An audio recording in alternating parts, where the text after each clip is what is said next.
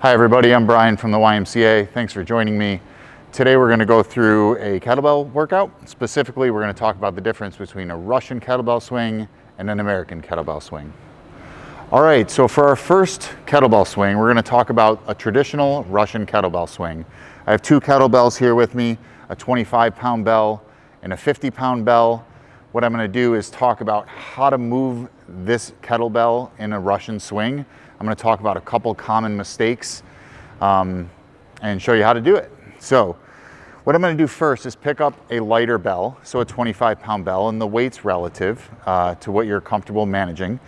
The kettlebell swing, when we swing the bell, is really a swing and not a lift. So what I'm going to do is show you one common mistake first.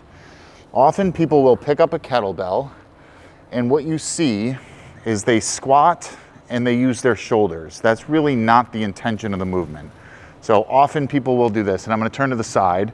So what you see is this. So people squat down and then lift with their shoulders. Squat and lift, squat and lift. That is not a kettlebell swing. The reason I pick up a lighter bell is it allows me to show you how you can cheat. All right, so what you just saw there is one common mistake. What I'm going to do now is pick up a heavier kettlebell that forces me to move it properly. So what we're going to do is we're going to stand about a foot behind the kettlebell, and you'll notice that as I pick it up into my midsection. So a kettlebell swing is glutes primarily, hamstrings, back. You should not be lifting it with your arms and shoulders. So what I'm going to do is I'm going to pick it up and I'm going to do 5 repetitions. So I grip the handle of the bell, I'm going to pull it into me, and I'm going to go right into a swing. So I pick it up and drive it.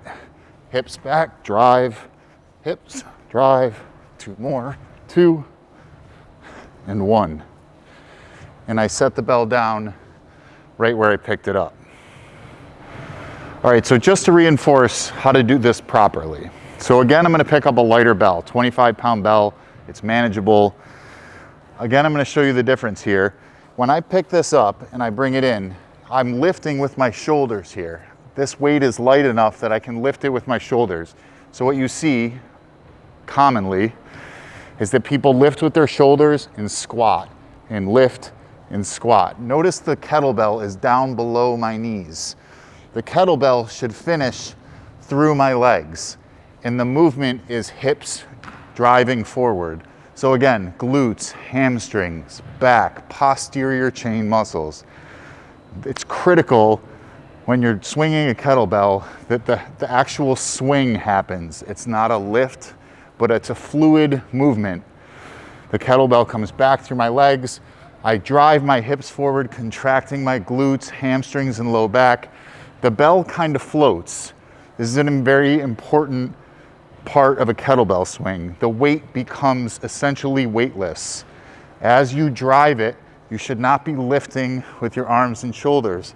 The bell floats out right to about here, chest level, head level, and not up here. The belt floats out.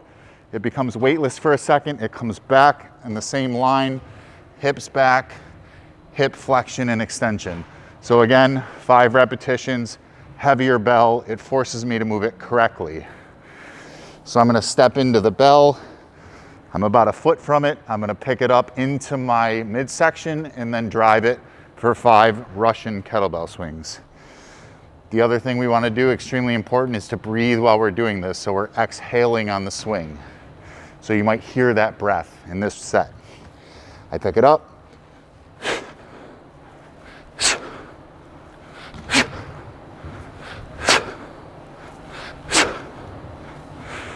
And I set it down where I picked it up. Again, extremely important. Think of your arms like a rope and your fingers like hooks. So I'm not lifting. The bell is just floating thanks to hip drive. So we've covered the Russian swing. Now what we're going to do is talk about the American swing. So the Russian kettlebell swing, traditional kettlebell movement, bell comes back, swing, hip drive, bell stops right about here. In the American version, we're going to bring it up overhead. So you notice I've got the same exact kettlebell, the same weight, but it's going to travel farther. So it just requires more explosive hip drive. So another important piece, I'm going to demonstrate this, talk about a couple cues, and then show you another set. I'm 1 foot from the bell. I pick it up and I drive it up overhead, breathing each repetition.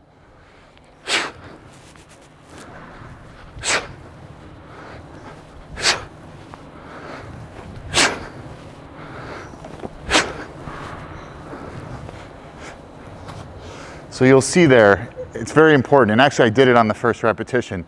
You want the bell to stop up overhead, you're gonna catch it, and it comes back down. Again, you're not pulling with your shoulders, you're nice and light in your arms on the way down. I drive it up overhead and catch it, and bring it back down. Again, all posterior chain muscles. One more set, 5 repetitions, American swing.